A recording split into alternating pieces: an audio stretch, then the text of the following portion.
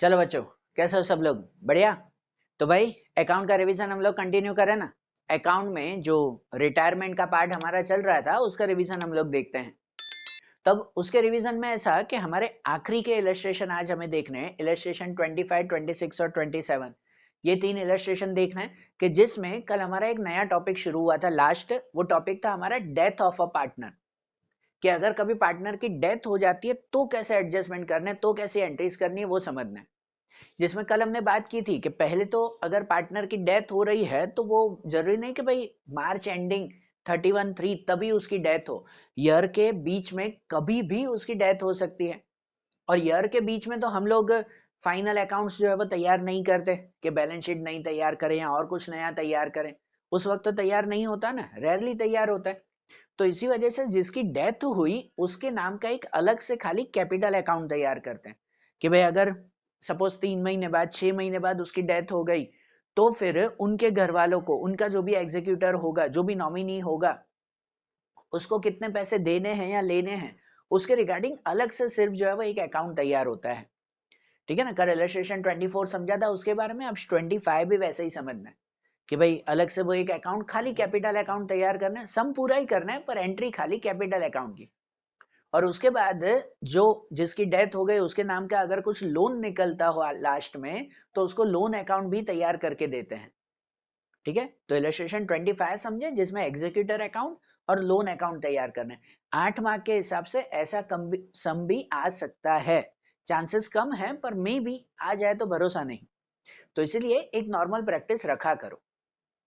देखो जैसे इलस्ट्रेशन 25 हम लोग समझे कि यहाँ दिया हुआ है कि ABC तीन पार्टनर्स हैं कि जिनमें उनका 31/3/15 को ये बैलेंस है, तीनों का कैपिटल दिया हुआ है, कंटिजेंसी रिजर्व दिया हुआ है, इन्वेस्टमेंट फ्लक्चुएशन रिजर्व, गुडविल, ये सब दिया हुआ है। And B died on 36/15। 36/15 को बी की डेथ हो रही है। अब तो पहले किसी की डेथ होती है तो मंथ पहले माइंड में क्लियर कर लो। 36 को और ऊपर बैलेंस है 31/3 को, तो 36 तक अगर गिनो तो मतलब कितने महीने हो गए? वो 3 महीने हो गए हमारे। तो कितनी भी काउंटिंग, खासकर प्रॉफिट या इंटरेस्ट, प्रॉफिट देना है, इंटरेस्ट ब्याज देना है, तो इन सब पे हम लोग कितने, तो भाई 3 महीने का इंटरेस्ट देंगे या तो 3 महीने का प्रॉफिट देंगे। बराबर ना, 3 महीने के हिसाब से काउंटिंग करनी है, ये माइंड में रखना आप लोग।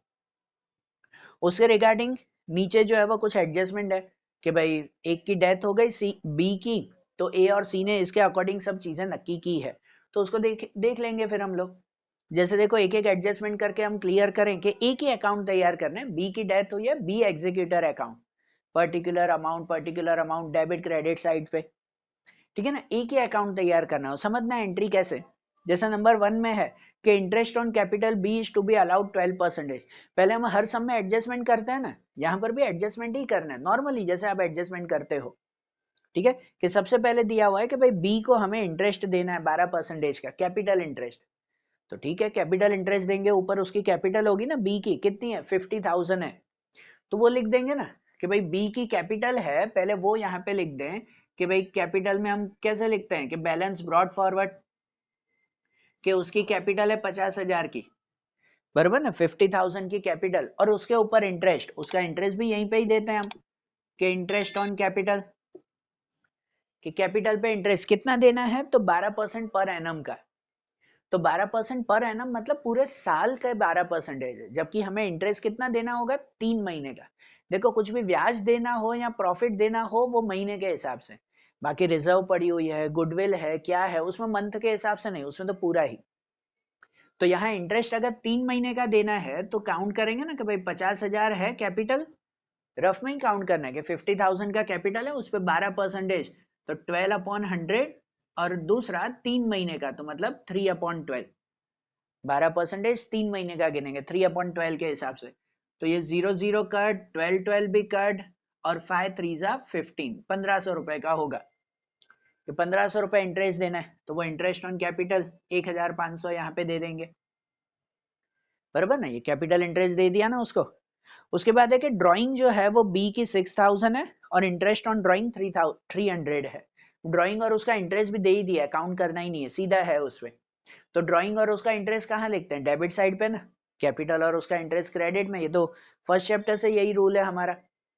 कि भाई पार्टनर की ड्राइंग है तो डेबिट साइड पे लिखेंगे, यहाँ पे लिखेंगे ड्राइंग्स, कि ड्राइंग्स उसकी 6000 की है और उसके ऊपर इंटरेस्ट ऑन ड्राइंग्स, तो इंटरेस्ट ऑन ड्राइंग 300 रुपए का है, कि 300 रुपए का इंटरेस्ट दिया उस पे, बराबर। फिर दिया हुआ कि B share of goodwill is to be valued at profit credited to his account during the previous 3 completed years.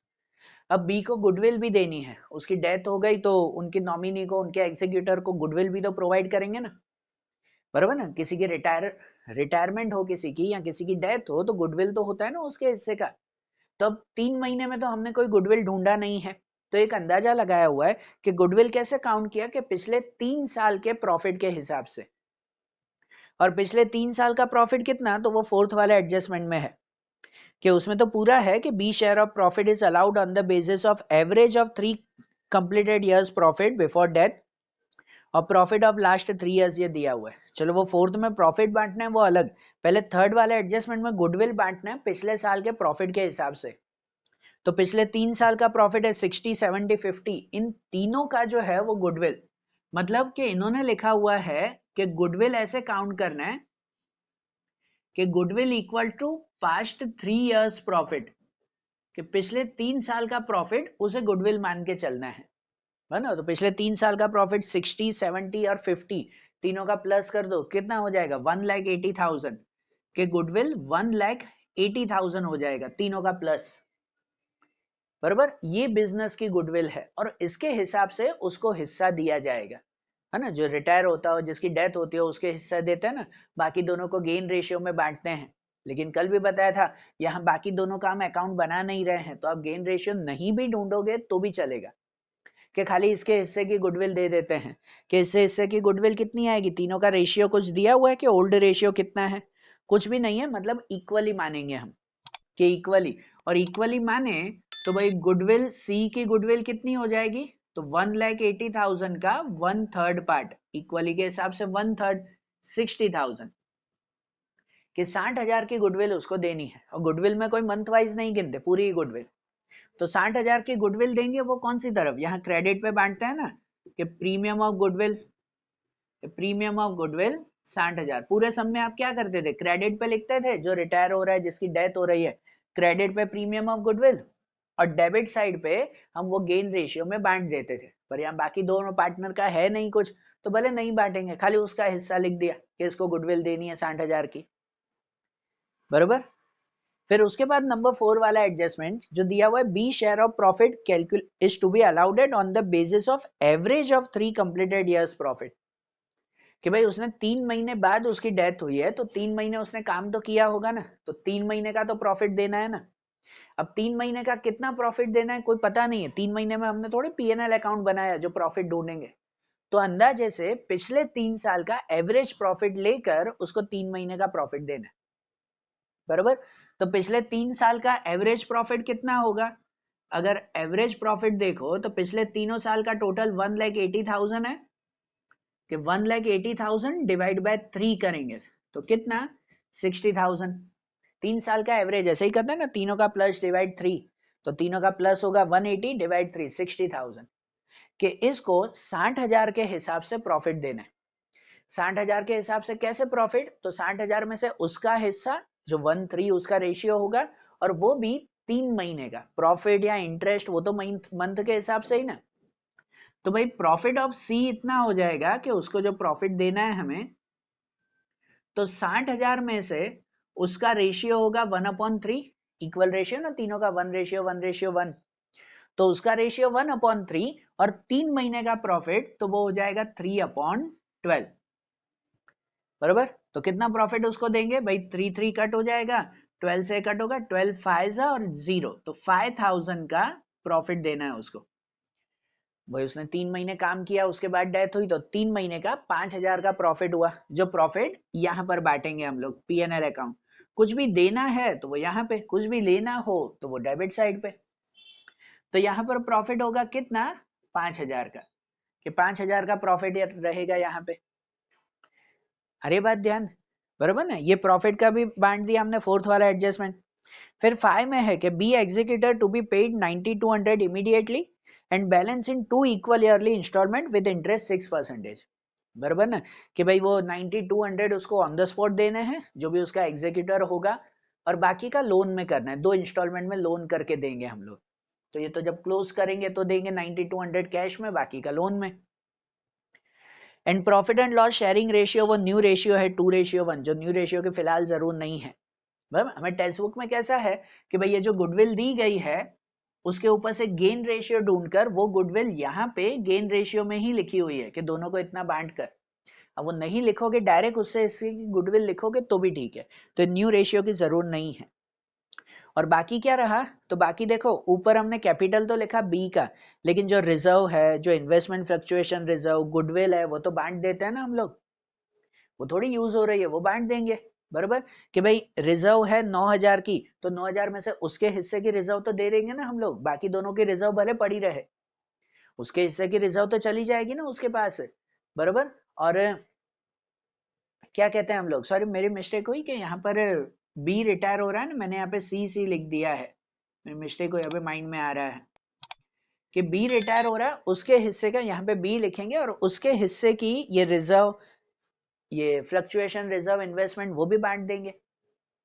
बराबर, वो तो पूरा ही, उसमें मंथ वाइज नहीं, उसने साइड में रखे हैं पैसे, वो को महीने के हिसाब से नहीं होते साइड में। भाई जैसे रिजर्व है, कंटिजेंसी रिजर्व 9000 की, तीनों पार्टनर ने मिला के 9000 साइड में रखे थे, पर एक पार्टनर की डेथ हो गई तो उसके रखे हुए पैसे तो वो ले जाएगा ना वापस।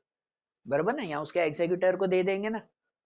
तो कंटिजेंसी रिजर्व यहाँ पर बांट देंगे, कंटिजेंसी रिजर्व 9000 में से इक्वली बांटना है तीनों को, तो भाई बी को कितना मिल जाएगा, इसको मिल जाएगा 3000 रुपए। बराबर, फिर इन्वेस्टमेंट फ्लक्चुएशन रिजर्व भी 3000 है, जो इक्वली तीनों को बांट देंगे।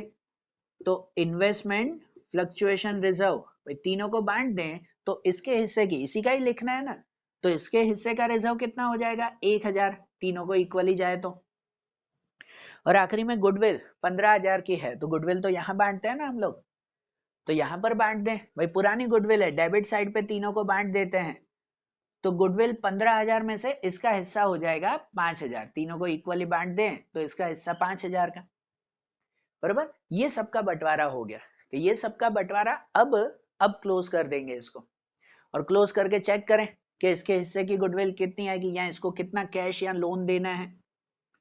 तो यहाँ पे अगर हम क्लोज कर दें तो कितना आ जाएगा, ये 1,10,000, 1,10,000 और यहाँ 90 और 20, 1,20,500, 1,20,500। बराबर ना, ये यहाँ पे आ जाएगा, और वैसे ही यहाँ पर भी लिखेंगे हम लोग कि 1,20,500, और उसमें से ये 11,300 के 11,300 हम लोग माइनस करें तो भाई कितना बच जाएगा यहाँ पर, कि यहाँ बचेगा हमारा कि 1,09,200, कि 1,09,200 बचेगा, ये इसमें से ये माइनस, मैंने यही काउंटिंग कर दी। और 1,09,200 में से देखो दिया हुआ कि 9,200 कैश देना है, तो बाकी का 1,00,000 रुपए वो लोन में रखेंगे। मतलब जब काउंटिंग करेंगे ना, तो यहाँ पे 9,200 वो कैश अकाउंट करके लिख रहा है माइनस करके, और बचा हुआ 1,00,000 वो 1,00,000 रुपए लोन अकाउंट करके लिखना है, जो लोन 2 इंस्टॉलमेंट में 6% के हिसाब से उसको पे करेंगे। बराबर, तो ये बन गया ना इसका कैपिटल अकाउंट हमारा। सम वैसे ही कर रहे हैं पर सब सम जो है वो रफ में काउंट होगा, यहाँ खाली एक कैपिटल अकाउंट का ही लिखना है। बराबर, समझ आई बात, नोट कर लो अच्छी तरह से। तो अब जो ये लोन अकाउंट है 1,00,000 का, वो लोन अकाउंट हम लोग क्रिएट करके वो कैसे बनाना है समझना है ध्यान से, रफ करके लोन अकाउंट बनाते हैं। अब देखो लोन अकाउंट हमें कैसे तैयार करना है इसका, कि भाई उसकी लोन की अमाउंट रही 1,00,000 की, 1,00,000 लोन रहा ना, जो इसमें दिया हुआ है कि 2 इंस्टॉलमेंट में 6% के हिसाब से उसको देना है। तो कैसे देना है वो हम लोग समझें। देखो इसके लिए ना एक इलस्ट्रेशन 16 किया था पहले, तब भी मैंने आपको बताया था कि जब भी लोन अकाउंट अगर तैयार करना हो तो उसके लिए पहले थोड़ी है ना रफ वर्क कर लिया करो, साइड में रफ वर्क कर लो। रफ वर्क ऐसे कि देखो 1,00,000 की लोन है जो 2 इंस्टॉलमेंट में देंगे, तो यहाँ पर फर्स्ट और सेकंड इंस्टॉलमेंट करके लिख देते हैं कि फर्स्ट और सेकंड इंस्टॉलमेंट में कितना कितना।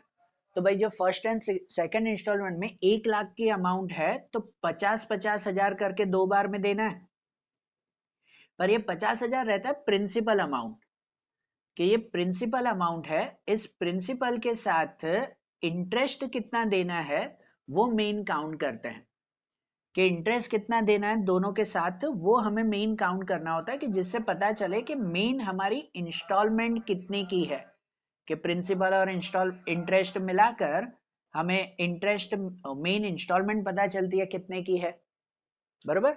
ये चीजें रफ में जरूर काउंट करते हैं। तो इंटरेस्ट हम लोग काउंट कर रहे हैं ना भाई, जैसे 6% का इंटरेस्ट देना है, तो जब पहली इंस्टॉलमेंट में हम इंटरेस्ट देंगे ना, तो वो 6% पूरे 1 लाख के देने हैं, क्योंकि हमारे पास जो है वो कितनी लोन तो 1 लाख की है, 1 लाख देने बाकी है, तो उस पर ही पूरे 6% का ब्याज देंगे ना, तो मतलब 1 लाख के 6% गिनेंगे तो वो हो जाएंगे 6,000 रुपए, कि पहली बार में इंटरेस्ट देना है हमें 6,000 का। तो मतलब इंस्टॉलमेंट कितनी देंगे पहली बार में, 50 और 6, 56,000 की इंस्टॉलमेंट देंगे हम लोग, बराबर। ये पहली बार। लेकिन और दूसरी बार जब हम उसको इंटरेस्ट देंगे ना, तो अब 1 लाख के 6% नहीं गिनने, अब 50,000 के 6% गिनने, क्योंकि पहली बार में हमने आधा प्रिंसिपल दे दिया है, जो मेल मुद्दत होती है वो मुद्दल जो है वो हमने आधी दे दी, 50,000 जो हमने दे दिए हैं, तो हमारे पास अब बाकी 50,000 ही हैं, तो उसका ही ब्याज देना है, जितना बचता है उसी का ही ब्याज देते हैं ना।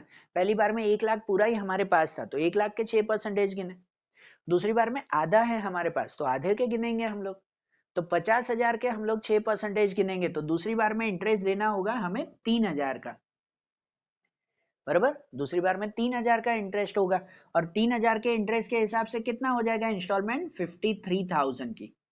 तो भाई 2 बार में ये इंस्टॉलमेंट देंगे, ये पहले रफ वर्क कर लेते हैं, ठीक है। और दूसरी एक खास चीज, कि यहाँ जो इंटरेस्ट है ना, ये रफ वर्क में ही जो इंटरेस्ट है, वो इंटरेस्ट को भी यहाँ पर हम लोग मंथ वाइज डिवाइड करना पड़ता है। एक 16 वाला इलस्ट्रेशन देखा था, उसमें तो पूरे साल में ही था, यहाँ पर मंथ वाइज, क्योंकि देखो पर्सन की डेथ हो रही है ना, वो पर्सन की डेथ जो है वो 36 को हो रही है, 3 महीने बाद, जबकि हम अकाउंट बनाते हैं हमेशा 31/3 को, तो इसलिए वो तो इसमें अकाउंट में समझा रहा हूं, पर भाई अगर उसकी डेथ ऐसे हो रही है ना 33 को, तो उसके हिसाब से क्या होगा कि ये जो इंटरेस्ट है ना, वो इंटरेस्ट जो है वो 3 महीने का और 9 महीने का अलग अलग रफ में ढूंढ लो, बराबर। 3 महीने बाद उसकी डेथ हो रही है, तो ब्याज में भी ऐसे पहले कर लो कि 3 महीने का ब्याज और 9 महीने का ब्याज वो अलग अलग करके लिख लो यहाँ पर पहले। अरे बात ध्यान, तो ये समझना, देखो हम लोग यहाँ पे पहले ही लिख दे, क्यों काम, तो यहाँ पे काम आएगा वो, कि भाई क्यों लिखेंगे वो इंटरेस्ट वैसा, तो यहाँ पर काम आएगा उस वक्त। तो यहाँ पे लिख दे पहले कि पहली बार में 6,000 का इंटरेस्ट देना है ना, तो 6,000 के इंटरेस्ट को 9 महीने और 3 महीने के हिसाब से अगर डिवाइड कर दें, तो कितना हो जाएगा, एक का जो है वो 4,500 हो जाएगा 9 महीने का, और 3 महीने का इंटरेस्ट हो जाएगा 1,500। कैसे गिनते हैं 9 और 3 महीने का, तो भाई 6,000 है, वो 6,000 का 9 महीने का गिनना हो तो मल्टीप्लाई बाय 9/12 करते हैं, बराबर ना। 6,000 का 9 महीने, कैलसी में ही करेंगे ना यार, के 6,000 मल्टीप्लाई बाय 9/12, अगर कट करो इसे तो ये हो जाएगा 12 5 है ना 500, और 5 9 4,500। वही 3 महीने का गिनना हो तो 6,000 मल्टीप्लाई बाय 3/12, तो 1,500 का आ जाएगा। क्लियर बात, बराबर, ये हो जाएगा। और वैसे ही इसको भी, कि जो 3,000 है वो 3,000 को भी हम लोग अलग अलग कर देंगे 9 महीने और 3 महीने का, तो भाई इसका भी 9 महीने का गिनना हो तो 3,000 मल्टीप्लाई बाय 9/12, 9 से इसको अगर कट कर देंगे तो कितना हो जाएगा, 12 2 24, और 5 250, और 250 इंटू 9 करेंगे तो कितना हो जाएगा 2250, बराबर। 2250 उसका, और वैसे ही जो है वो 250 इंटू 3 करेंगे तो 750, वो 750 है 9 महीने और 3 महीने का interest. So in short, loan account बनाना है तो रफ में पहले ये काउंट कर लो, तो मैंने समझाया, बाकी 1 मिनट लगता है, ये काउंट कर लो। 1 लाख के 2 इंस्टॉलमेंट देने, 50-50 हजार, दोनों का ब्याज गिन लो, कि पहली बार में 1 लाख के 6%, दूसरी बार में 50,000 के 6%, बराबर। ये टोटल इंस्टॉलमेंट हो जाएगी दोनों बार की, और जो इंटरेस्ट है उसको मंथ के हिसाब, इसकी मंथ 3 महीने के बाद हुई है, तो 9 महीने और 3 महीने में डिवाइड कर दिया साल को। अगर उसकी डेथ 4 महीने में हुई होती तो 4 महीने और 8 महीने में डिवाइड करते हैं उसको, बराबर, समझना। तो अब ये लोन अकाउंट अगर हम लोग बनाए भाई, यहां से शुरू करेंगे कि लोन 1 लाख है, यहाँ क्रेडिट साइड, बराबर ना कि भाई लोन लायबिलिटी होती है, क्रेडिट साइड से शुरू करेंगे कि उसकी डेथ हुई है 36/15 को, तो यहाँ पर उसकी दूसरी डेट, उसके दूसरा महीना के 1/7/15 से शुरू करेंगे, 1 जुलाई से। और यहाँ पर बैलेंस बैलेंस ब्रॉड फॉरवर्ड करके लिखेंगे हम लोग 1 लाख रुपीज। अब देखो कभी भी कोई भी अकाउंट शुरू हो, हमेशा 31 मार्च को, 31/3 को हर अकाउंट बिजनेस का क्लोज करना पड़ता है, हर अकाउंट। ठीक है ना, बिजनेस में जितने भी अकाउंट, जितने भी लेजर बनाए हैं, वो हर लेजर क्लोज होता ही होता है 31/3 को। आप कोई भी तारीख को कोई भी लेजर बनाओ, 31/3 को तो बंद करना ही है। तो इसलिए 1/7 को हम लोग बना रहे हैं ना, तो 1/7 के बाद उसकी क्लोजिंग हो जाएगी हमारी 31/3/16 को, 31/3/16 को क्लोज करना पड़ेगा। और क्या भाई इसके बीच में हमने उसको कोई इंस्टॉलमेंट दी है? अगर चलो ये भी ध्यान होता तो यहाँ जो इंस्टॉलमेंट लिखी ना, इंस्टॉलमेंट की तारीख भी लिख दो रफ में कि भाई उसकी डेथ हुई है 36/15 को, तो जो पहली इंस्टॉलमेंट देंगे ना, फर्स्ट इंस्टॉलमेंट, वो 36/16 को देंगे, 1 साल बाद। बराबर। और जो दूसरी इंस्टॉलमेंट होगी वो 36/17 को देंगे। बराबर ना, ये जो इंस्टॉलमेंट हमें पे करनी है वो इस तारीख को पे करेंगे हम लोग, वो भी लिख रहे हो रफ में, 1-1 साल बाद देना है ना। तो अब बात यहाँ की शुरुआत हुई 1/7 को, साल खत्म होगा 31/3/16 को। क्या इसके बीच में हमने कोई इंस्टॉलमेंट दी है? नहीं दी भाई, कि 36 को तो हमने 36 को इंस्टॉलमेंट देनी है, 31/3 को नहीं। तो अगर इंस्टॉलमेंट नहीं दे रहे हैं ना हम लोग, तो जो 9 महीने हुए ना 1/7 से लेकर 30/16 तक का, वो 9 महीने का ब्याज हमें बुक में लिखना पड़ता है कि 9 महीने का हम ब्याज तो गिन रहे हैं ना उस पे। बराबर ना, 9 महीने का ब्याज कितना, वो इतना ब्याज है जो हमने यहाँ साइड में गिना था। इसलिए वो बोला था कि इंटरेस्ट साइड में गिन के रखो, 9 महीने और 3 महीने का अलग अलग, कि पूरे साल का उसको 6,000 का ब्याज देना है ना, तो उसके 9 महीने का ब्याज कितना हो गया हमारा, 4500 का। तो इसके बीच में 1/7 से शुरुआत हुआ अकाउंट, 31/3 तक कोई इंस्टॉलमेंट तो नहीं दे रहे, लेकिन 9 महीने खाली अकाउंट थोड़ी रखेंगे, उस पर ब्याज तो गिनेंगे ना।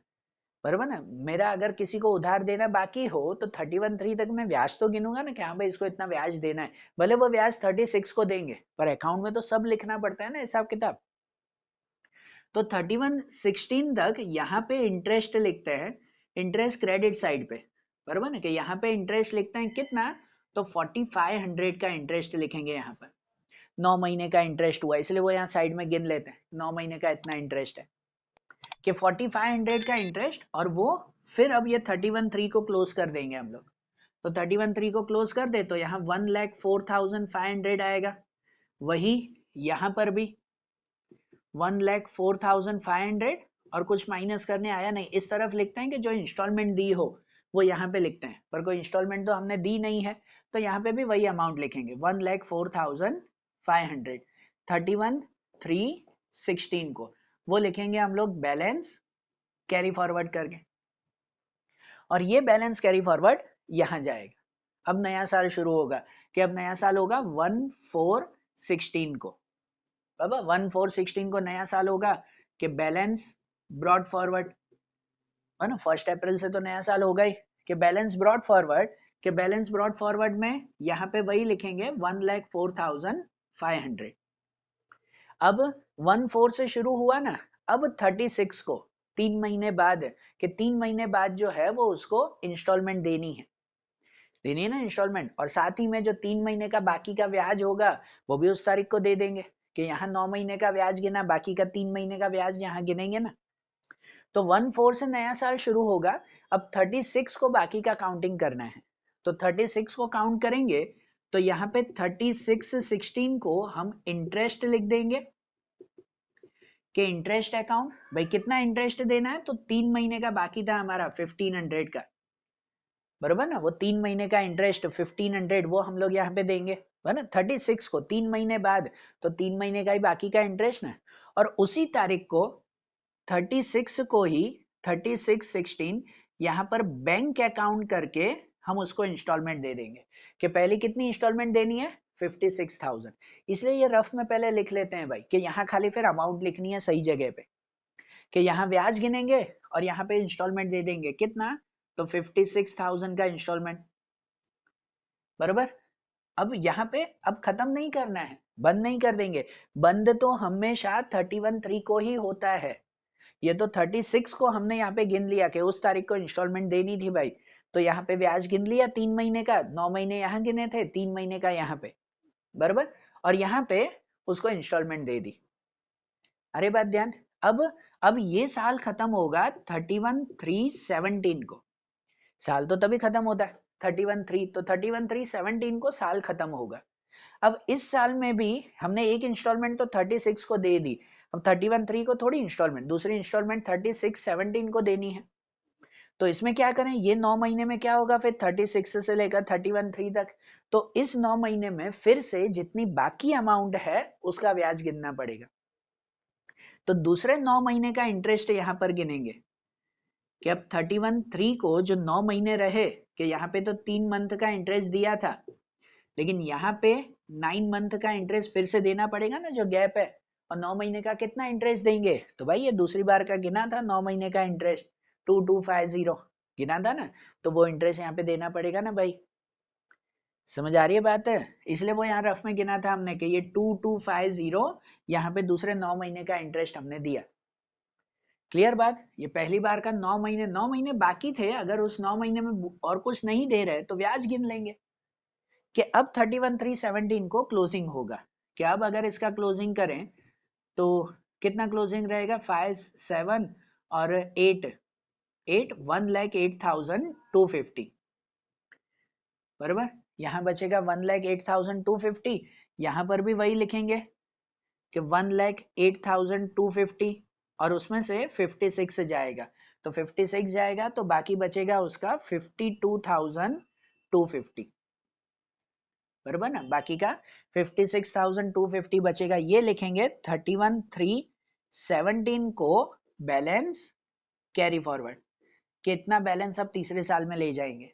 अब तीसरा साल यहाँ पे शुरू होगा कि थर्ड ईयर 1/4/17 को, कि 1/4/17 को फिर से लिखेंगे हम बैलेंस ब्रॉड फॉरवर्ड, और कितना बैलेंस ले आएंगे, तो 52,250 रुपीज।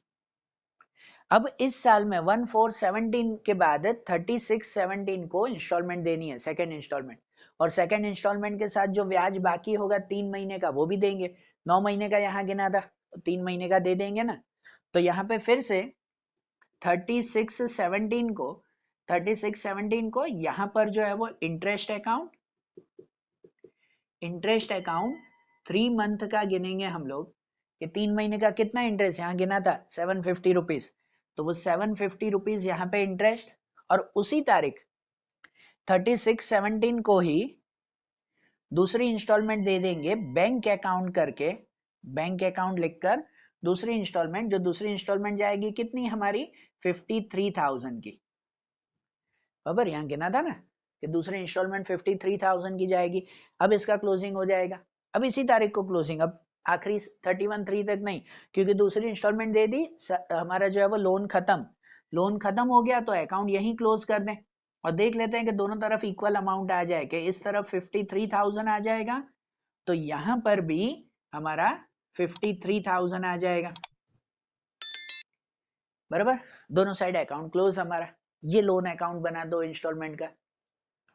समझ आई बात है, तो हमेशा याद रखो, न ध्यान है एक बार फिर से ये वीडियो देखो, फिर से थोड़ा रिपीट करो तो आपको ध्यान आ जाएगा, फिर 1-2 बार करोगे ना प्रैक्टिस तो ध्यान में रहेगा। हमेशा लोन के लिए पहले थोड़ा रफ वर्क कर लो यहाँ पे, कि कितना प्रिंसिपल देना है, कितना ब्याज देना है, इंस्टॉलमेंट कितनी होगी वो क्लियर, और अगर इंटरेस्ट में जैसे ये है 9 महीने का, 3 महीने का, या 4-8 महीने का, या 6-6 महीने का, जो भी हो उसके हिसाब से पहले इंटरेस्ट डिवाइड कर लो, फिर यहाँ पे लिखो कि इस क्रेडिट साइड पे हमेशा इंटरेस्ट गिनते रहेंगे जितने भी मंथ का हो, और इस तरफ इंस्टॉलमेंट देते रहेंगे हम लोग बैंक अकाउंट करके, बराबर, तो क्लोज हो जाएगा 2 साल में। बात आ रही है समझ में, एक बार फिर से देख लो भाई, तो जैसे ये इलस्ट्रेशन देखा ना, अब इसके बाद 26 वाला इलस्ट्रेशन भी समझे, वो भी वैसे ही है, समझना ध्यान से। देखो अब जैसे इलस्ट्रेशन 26 देखें कि उसमें भी वैसे ही दिया हुआ ना कि MNO वो 3 पार्टनर्स हैं, प्रॉफिट एंड लॉस रेशियो भी दिया हुआ है 2:1 का, बैलेंस शीट है और नीचे दिया हुआ कि O died on 1/12/16, 112 को उसकी डेथ हो रही, तो 112 मतलब पहले तो मंथ क्लियर कर लो कि कितने महीने हुए उसमें, कि यहाँ पर हो गए हमारे 8 महीने, 8 महीने है ना, कि 112 तक है, कि 12 के बाद अगर कहो तो 12, फिर 1 2 3 4 महीने बाकी हैं, तो आगे के 8 महीने, बराबर। तो 112 को 8 मंथ की काउंटिंग करनी है, ये माइंड में रखना है इसमें, ठीक है। तो उसके अकॉर्डिंग एडजस्टमेंट है, बैलेंस शीट है, सम तो पूरा करना ही है ना, पर लिखेंगे खाली वो ओ की डेथ हो रही है, वो ओ कैपिटल अकाउंट करके उसी की एंट्री लिखनी है। तो देखो एक एक एडजस्टमेंट करके समझ जाते हैं। जैसे पहले एडजस्टमेंट में है कि land building is to be appreciated by 10%, कि लैंड बिल्डिंग की वैल्यू 10% बढ़ रही है। अब पता है नॉर्मल क्वेश्चन होता है, तो नॉर्मल क्वेश्चन में कैसे करते हैं कि लैंड बिल्डिंग की वैल्यू बढ़ रही है, तो उसको हम लोग करते हैं कि एक बैलेंस शीट में प्लस करते हैं लैंड बिल्डिंग में, और दूसरा रीवैल्यूएशन में लिखते हैं, भाई फायदा हो गया हमारा, लिखता है ना ऐसा, बरोबर। तो यहाँ रीवैल्यूएशन ऐसा न बैलेंस शीट न रीवैल्यूएशन तो कुछ बना नहीं रहे, खाली एक का ही कैपिटल अकाउंट बना रहे हैं। पर भाई यहाँ पर आप बैलेंस शीट भले ना बनाओ, पर रीवैल्यूएशन अकाउंट एक रफ वर्क के लिए बनाना पड़ेगा। क्यों बनाना पड़ेगा? क्योंकि जब हम नॉर्मल क्वेश्चन करते हैं तो आखिरी में जब क्लोजिंग करते हैं तो रीवैल्यूएशन में जो भी प्रॉफिट या लॉस हुआ वो भी तो आगे लेकर आते हैं ना, लेके आते हैं कि नहीं, कि जो भी प्रॉफिट लॉस होता है वो कैपिटल में ले आते हैं, फिर कैपिटल को क्लोज करेंगे ना। तो भाई यहाँ पर भी ओ कैपिटल अकाउंट जब क्लोज करेंगे तो पहले रीवैल्यूएशन का भी तो प्रॉफिट या लॉस लाना पड़ेगा, फिर उसका कैपिटल अकाउंट बंद करेंगे ना, और इसके लिए हमें रीवैल्यूएशन अकाउंट बनाना पड़ेगा। अब बैलेंस शीट भले ना बनाओ चलेगा उसमें, लेकिन रीवैल्यूएशन बनाना पड़ेगा सिर्फ चेक करने के लिए कि प्रॉफिट या लॉस कितना हो रहा है। जैसे यहाँ पे लैंड बिल्डिंग में 10% का फायदा हो रहा है, ऊपर लैंड बिल्डिंग 1 लाख, उसके ऊपर 10% मतलब 10,000 का फायदा होगा, 10,000 का फायदा हुआ ना, तो वो रीवैल्यूएशन के क्रेडिट में खाली लिख देंगे, कोई बैलेंस शीट में प्लस माइनस नहीं करना है, पर यहाँ खाली लिख दो कि भाई लैंड बिल्डिंग वो हमें 10,000 का फायदा हुआ है, बराबर। वो रीवैल्यूएशन के क्रेडिट साइड पे आ जाएगा लैंड बिल्डिंग, ठीक है ना। फिर जैसे दूसरे में कि मशीनरीज रिड्यूस बाय 5%, मशीन पे 5% रिड्यूस करने, नुकसान हुआ, तो ऊपर मशीन कितनी है 60,000 की, 5% 3,000 का नुकसान, तो वो भले आप बैलेंस शीट नहीं बना रहे उसमें कुछ भी नहीं, पर 3,000 का नुकसान रीवैल्यूएशन में लिख देंगे, ठीक है ना। यहाँ पे रफ में लिख देंगे कि भाई मशीनरी 3,000 रुपए, अरे बात ध्यान कि इतना लॉस हुआ। फिर उसके बाद प्रोविजन फॉर डाउटफुल डेब्ट 10% रखना है, प्रोविजन फॉर डाउटफुल डेब्ट मतलब बेड डेब रिजर्व रखनी है 10% की, तो ठीक है। बेड डेब रिजर्व हम देखेंगे कि डेप्टर्स दिए हुए 40,000, उसके 10% रखने मतलब 4,000 की बेड डेब रखनी है, तो ऑलरेडी बेड डेब है हमारे पास, तो हाँ भाई देखो बेड डेब 6,000 रुपए पड़ी है और हमें मेंटेन रखनी है 10% मतलब 4,000 ही, तो 2,000 का उल्टा फायदा हुआ ना, कि रिजर्व हमें 4,000 की रखनी है, पड़े हैं हमारे पास 6,000 रुपए, 2,000 बच गए, फायदा हुआ तो उसको क्रेडिट साइड पे लिख दो कि बेड डेब रिजर्व वो 2,000 का फायदा, 4,000 ही मेंटेन रखनी है, तो बाकी 2,000 हमारे, बराबर ना। ये बेड डेब रिजर्व भी क्लियर। फिर उसके बाद है कि goodwill is to be valued at 3 years purchase of average profit of last 5 years, कि गुडविल जो है वो 3 years परचेस की 5 year एवरेज प्रॉफिट के हिसाब से गिनना है। ये थर्ड चैप्टर में नहीं गिनते थे गुडविल को, बराबर ना, तो वो एवरेज प्रॉफिट मेथड से, तो गुडविल गुडविल गिननी पड़ेगी। फिर जो रिटायर हो रहा है या जिसकी डेथ हो रही है उसके हिस्से की गुडविल उसको देंगे ना हम लोग, बाकी दोनों में गेन रेशियो में बांटते हैं, तो वही भले गेन रेशियो में न बांटो पर उसके हिस्से की गुडविल तो देनी पड़ेगी। तो पहले गुडविल ढूंढे जो दिया हुआ एवरेज प्रॉफिट के 3 year परचेस है, तो पहले एवरेज प्रॉफिट ढूंढे कि एवरेज प्रॉफिट कितना होगा पिछले 5 साल का प्रॉफिट, तो 5 साल में से नीचे 4 साल का दिया हुआ है 80 70 60 50, और उसमें ऊपर एक बैलेंस शीट में प्रॉफिट एंड लॉस दिया हुआ है 60 ईयर, तो 4 साल का ये हुआ और 5 साल का ऊपर है बैलेंस शीट में है ना 60,000 का है, और ये जो बैलेंस शीट में एसेट साइड पे है मतलब ये लॉस हुआ हमारा, ये क्या हुआ लॉस कहलाया। तो मतलब एवरेज कैसे गिनेंगे कि इन 4 का प्लस और इसका माइनस फिर डिवाइड बाय 5, तो एवरेज प्रॉफिट होगा चारों का प्लस करें 80 70 60 और 50 2,10,000 और उसमें से माइनस ये 60,000, तो मतलब कितना हो जाएगा उसमें नहीं 2,60,000 और माइनस ये 60,000 होगा तो 2 लाख रुपीज पूरे, एवरेज ऐसे होगा ना कि चारों का प्लस और इसका माइनस, ये लॉस हो रहा है, तो 2 लाख बचेंगे, वो 2 लाख रुपीज मैं यहाँ डायरेक्ट लिख रहा हूँ, बाकी एवरेज में कैसे सबका प्लस करते हैं, पर एक लॉस है तो उसका माइनस करेंगे। तो 2 लाख और डिवाइड बाय 5 साल का था, तो मतलब वहां पे हो गया 40,000 रुपए। एवरेज प्रॉफिट 40 इयर्स का, और उसके हिसाब से जो गुडविल नक्की करें, तो गुडविल दिया हुआ है कि एवरेज प्रॉफिट का 3 ईयर परचेस, तो 3 ईयर परचेस मतलब 40,000 इंटू 3, 1,20,000 का गुडविल है, जिसमें से जो ओ की डेथ हो रही है उसके हिस्से का गुडविल, तो 1,20,000 में से उसके हिस्से का गुडविल 2/5 होगा। ये है ना 2:1:2, तो उसके हिसाब से 2/5 का गुडविल, तो 2/5 का कितना गुडविल हो जाएगा यहाँ पर, ये हो जाएगा यहाँ पर कि 2 और 4 24 और 2 48,000, कि 48,000 का गुडविल उसे देना है, जो बाकी दोनों को गेन रेशियो में बांटना चाहिए, पर गेन रेशियो में भले ना बांटे, इतना गुडविल उसको देना है। तो इतना देना है तो वो क्रेडिट साइड पे लिख देंगे हम लोग प्रीमियम ऑफ गुडविल, ये प्रीमियम ऑफ गुडविल 48,000, बराबर, गुडविल भी हो गया इसमें। फिर देना है कि O share of profit till the date of his death based on last year profit, कि ओ को प्रॉफिट भी देना है, वो 8 महीने बाद उसकी डेथ हुई है तो 8 महीने का प्रॉफिट भी तो देना पड़ेगा ना भाई। इन सब में महीने नहीं गिनते गुडविल वगैरह में, प्रॉफिट है, ब्याज है, इंटरेस्ट है, उसके ऊपर देना पड़ता है। तो प्रॉफिट कैसे देना है, लास्ट ईयर के प्रॉफिट के अकॉर्डिंग। इस साल का प्रॉफिट तो 8 महीने का ढूंढा नहीं है, तो गए साल का जितना प्रॉफिट था उसी के अकॉर्डिंग हम लोग गिन लेते हैं। तो गए साल का प्रॉफिट जो है वो प्रॉफिट नहीं था, लॉस था, इस साइड था ना लॉस 60,000 का, बैलेंस शीट में दिया हुआ गए साल का, तो गए साल का लॉस है 60,000 का, तो उसी के ही हिसाब से इसका हिस्सा दे देंगे। मतलब कि इस बार भी इसको लॉस ही देंगे हम लोग, क्योंकि लास्ट ईयर लॉस था तो लॉस ही देना पड़ेगा उसको भी, बराबर। तो लॉस देंगे, 60,000 का है, 60,000 में उसका हिस्सा होगा 2/5 का, उसका रेशियो के हिसाब से 2/5, और 8 महीने का गिनना है, तो 8 महीने का मतलब 8/12 का। तो काउंटिंग करेंगे तो यहाँ हो जाएगा 12,000, 12,000 में से ये हो जाएगा 1,000, और 1,000, 2,000 और 16,000 रुपीज उसको देने हैं एज एन लॉस। जो उसने 8 महीने काम किया उसका लॉस देंगे उसको, 16,000 का लॉस हो रहा है, लॉस देंगे।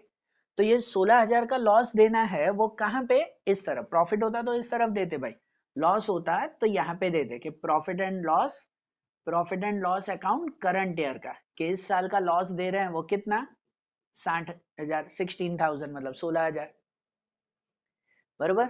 ये भी हमने बांट दिया इस साल का उसका लॉस। फिर दूसरा दिया हुआ है कि new profit and loss ratio है, फिर है O executed to be paid 6,800 immediately and balance in 4 equal half yearly instalment with interest 12%। चलो भाई, 4 आधी आधी इंस्टॉलमेंट मतलब 6-6 महीने की इंस्टॉलमेंट में उसको देना है। तो ये तो लोन अकाउंट बनाएंगे तब कि ये एडजस्टमेंट हो गया ना, बैलेंस शीट की एंट्री करनी पड़ेगी ना भाई, सम तो वैसा ही बैलेंस शीट में भी जो जो इसको आता है उसको देना पड़ेगा। अब जैसे पहले में बैलेंस शीट में कैपिटल है तो ओ का कैपिटल खाली लिखेंगे 80,000 का है, सिर्फ ओ का कैपिटल, के बैलेंस ब्रॉड फॉरवर्ड, इसका कैपिटल आ जाएगा 80,000 का, बराबर।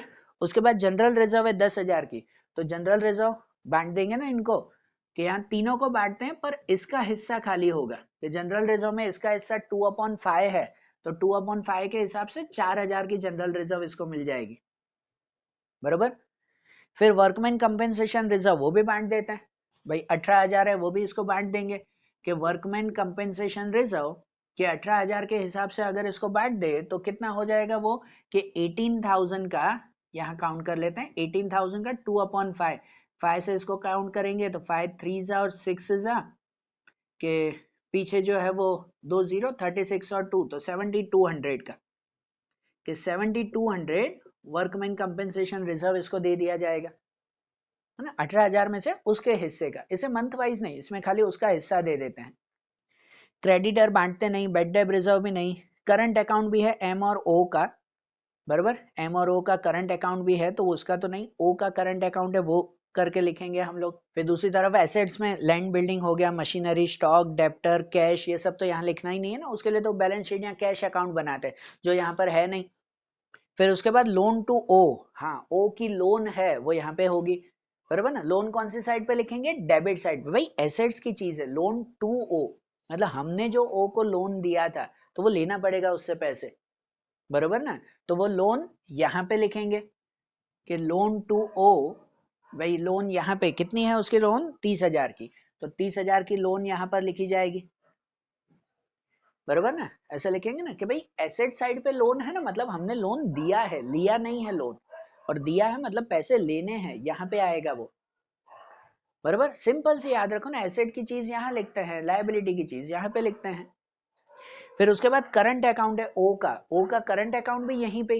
भाई अब थोड़ी अलग से करंट अकाउंट बना रहे हैं, उसको डेथ हो गई उसको सब अकाउंट क्लियर कर देंगे, तो जो भी उसका अकाउंट का बैलेंस है वो सीधा कैपिटल में ही।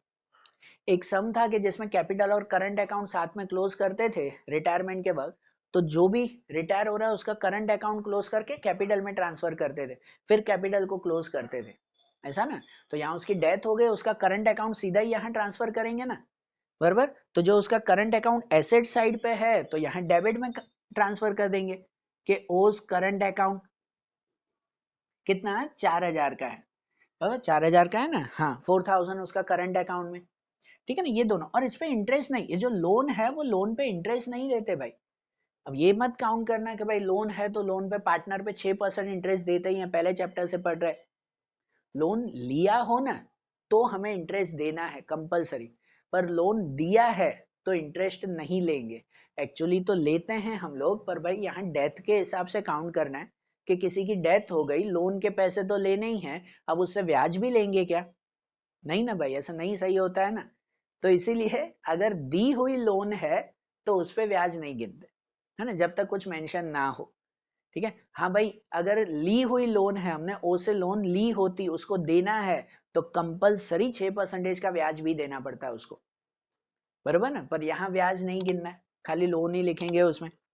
फिर एडवर्टाइजमेंट कैंपेन है तो वो तो बांट देते हैं ना तीनों को, यहाँ डेबिट साइड पे, तो एडवर्टाइजमेंट कैंपेन एक्सपेंडिचर वो तीनों को बांट देते, 5,000 है, 2 रेशियो के हिसाब से भी इसको 2,000 ही आ जाएगा। और आखिर में प्रॉफिट एंड लॉस है वो भी बांट देते हैं, हाँ भाई बांटते हैं, ये ऐसा नहीं कि भाई प्रॉफिट एंड लॉस पहले बांट दिया अब नहीं, पहले बांटा था वो करंट ईयर का था, profit and loss current year का। अब ये प्रॉफिट एंड लॉस जो दिया हुआ वो प्रीवियस ईयर का है, बराबर। करंट ईयर का हमने नया प्रॉफिट नहीं ढूंढा था, तो पिछले साल के हिसाब से ही बांट दिया, यही 60,000। लेकिन पिछले साल का भी प्रॉफिट बांटना बाकी था, तो वो भी तो 60,000 बांटेंगे ही ना, दोनों बार बांटा जाएगा ना। इसलिए profit and loss account current year का, तो वही profit and loss account previous year का भी यहाँ पर बांटा जाएगा, है ना, 60,000। और इस 60,000 पे पूरे साल का ही, क्योंकि पिछले साल का तो पूरे साल का ही था, इस साल का हमने किया था 8 महीने का, लेकिन अब थोड़ी, अब तो ये 60,000 रुपए 2/5 अभी पूरा ही बांटा जाएगा, बराबर, कोई मंथ वाइज नहीं, पूरे साल का कितना हो जाएगा, 12 2 24, तो 24,000 का यहाँ पर प्रॉफिट, लॉस मतलब किस तरह P&L अकाउंट करके, बराबर। ये सब एंट्री हो गई कि सब क्लियर हो गया। अब जो सब एंट्री हो गई तो अब इसको क्लोज करें कि भाई उसको कितना देना बाकी है, कितना लोन में रखना है। लेकिन इसे क्लोज करने से पहले पहले जो है वो रीवैल्यूएशन क्लोज करना है, उसे नहीं भूलना है ना, मैं भी भूल जाता हूँ, पर उसे नहीं भूलना है, पहले रीवैल्यूएशन हम लोग क्लोज करेंगे कि उसे भी तो यहाँ पे ट्रांसफर करना है ना। फिर उसके बाद जो है वो इसकी क्लोजिंग करेंगे, चेक करेंगे कि उसको कितने पैसे देने हैं हमें। तो पहले रीवैल्यूएशन अकाउंट यहाँ पे क्लोज कर दें, तो यहाँ देखो यहाँ पे 12,000 हो रहा है, यहाँ पर भी 12,000, और 3,000 माइनस करो तो 9,000 का प्रॉफिट हो रहा है, डिविजिबल प्रॉफिट। जो डिविजिबल प्रॉफिट तीनों को देंगे ना, MNO लिखना खाली यहाँ पे O का ही है, पर बांटना तो तीनों को पड़ेगा 2:1 के हिसाब से, बराबर। 2:1 के हिसाब से तीनों को बांटेंगे तो 1 को हो जाएगा 1,800, बाकी दोनों को हो जाएगा 3,600। तो 36 18 36 वो तीनों को देना है हमें, बराबर। तो जिसमें से O का प्रॉफिट यहाँ पे लिखेंगे ना, यहाँ डेबिट साइड पे आया तो यहाँ क्रेडिट साइड पे डिविजिबल प्रॉफिट, वो डिविजिबल प्रॉफिट लिखेंगे हम लोग 3,600 इसका। अब हम लोग क्लोजिंग करें, कि अब क्लोजिंग करें, चेक करें कि भाई उसको कितने हैं, जिसमें से यहाँ कुछ लिखा हुआ है कि 6,800 उसको हमें देना है, बाकी का लोन में रखेंगे, ठीक है। अगर काउंट करें तो यहाँ पर कितना हो रहा है, 6 और 2 800, यहाँ पर 12 और 10, तो 22 ऊपर 2, 10 और 14, 1,42,800। यही टोटल 1,42,800 यहाँ पर भी 1,42,800, और उसमें से ये अमाउंट माइनस करेंगे। कितनी हो रही है? 24 और 60, 40 और 30, 70 और 76 के 76,000 माइनस, तो कितना बचेगा यहाँ पर? कुछ 800, यहाँ पे 6, 13 में से 7 जाएगा 6, 66,800 बच रहा है। जहां 66,800 में से 6,800 उसको कैश देना है और बाकी बचेगा 60,000, तो 60,000 का लोन रखना है हमें, बराबर। कि 6800 उसे हम लोग बैंक अकाउंट या कैश अकाउंट करके लिखेंगे कि इतना हमें कैश दे देना है ऑन द स्पॉट, और बाकी का लोन अकाउंट करके लिखना है कि इतना लोन में रखेंगे 60,000 रुपए। ये उसका कैपिटल अकाउंट तैयार हुआ ना, बराबर ना। ये क्लियर हुआ उसका अकाउंट कि अब ये एंट्री हो गई। अब जो 60,000 है उसका लोन अकाउंट तैयार कर रहे हैं कि 6-6 महीने करके उसको 4 इंस्टॉलमेंट में देना है, हमें देना है ना वैसे, तो ठीक है, उसके हिसाब से हम लोग लोन अकाउंट तैयार करें। ये नोट कर लो कि ये कैसे एंट्री की, रीवैल्यूएशन खास याद रखना कि आखिरी में इसको भी क्लोज करके यहाँ पे ले आए, फिर उसकी अमाउंट बनी है। अब इसके अकॉर्डिंग इसका लोन अकाउंट बना है। देखो अब जैसे लोन अकाउंट हम लोग तैयार करें ना कि भाई ओ का लोन अकाउंट हमें तैयार करना है, तो उसमें दिया ना कि लोन अमाउंट हमारी 60,000 की बची, जो काउंटिंग की 60,000 का लोन बचा जो 4 इंस्टॉलमेंट में पूरा करना है, 6-6 महीने की 4 इंस्टॉलमेंट, बरोबर। तो 4 इंस्टॉलमेंट मतलब यहाँ पर हर महीने का हर जो है वो इंस्टॉलमेंट का गिनना पड़ेगा कि फर्स्ट इंस्टॉलमेंट उसका प्रिंसिपल कितना होगा। अब देखो 60,000 है, 4 इंस्टॉलमेंट में पूरा करो उसे, तो 15-15 हजार की 4 इंस्टॉलमेंट जाएगी, बरोबर। मतलब फर्स्ट इंस्टॉलमेंट 15,000 की जाएगी, ये 15,000 का प्रिंसिपल होगा, उसके ऊपर प्लस इंटरेस्ट भी गिनना होगा, तो इंस्टॉलमेंट पता चलेगा हमें, बरोबर। और फर्स्ट इंस्टॉलमेंट देंगे कब? अगर तारीख भी लिख रहे हैं हम लोग, पहले ये लिख लो फिर इंटरेस्ट वगैरह गिनते हैं। तारीख लिखे तो 1/12 के बाद 6 महीने हो जाएंगे 1/6 को। पर हमेशा जैसे होता है कि लोन या कुछ भी है ना, हमेशा एक दिन पहले दे दो, आखिरी तारीख को दो, पहली तारीख को लोन मत दिया करो। कि आप भी कभी अगर फ्यूचर में बिजनेस करो या कुछ भी, तो अगर बिजनेस की गुडविल अच्छी करनी हो ना, तो हमेशा लोन एक दिन पहले चुकाओ आप, तो आपकी गुडविल अच्छी रहती है ना, लेट नहीं। कि लोन अमाउंट अगर आपको पहली तारीख को किसी को देना है ना पैसे, पहली तारीख नहीं 30 तारीख को देकर आओ आप पैसे, आपकी गुडविल बहुत अच्छी बन जाएगी, बरोबर। तो यहाँ पर भी हम लोग इंस्टॉलमेंट 1/6 को देने पर 1/6 को नहीं, एक दिन पहले देंगे हम लोग 31/5 को, 31/5/17 वो पहली इंस्टॉलमेंट जाएगी, बरोबर। सेकेंड इंस्टॉलमेंट जो होगी ना, वो सेकेंड इंस्टॉलमेंट हमारी जो जाएगी इसके जो है वो 6 महीने बाद, मतलब 30/11 को, 30/11/17 को वो दूसरी इंस्टॉलमेंट जाएगी।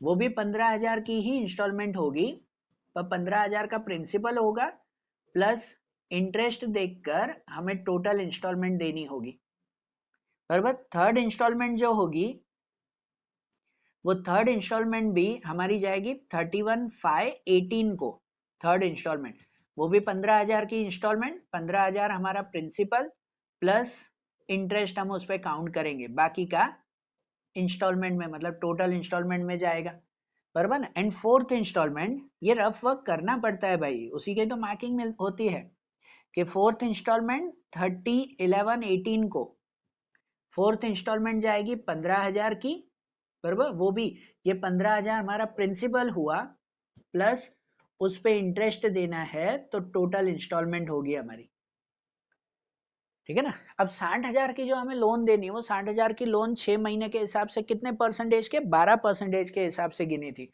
बराबर ना, 12% हमने गिना था।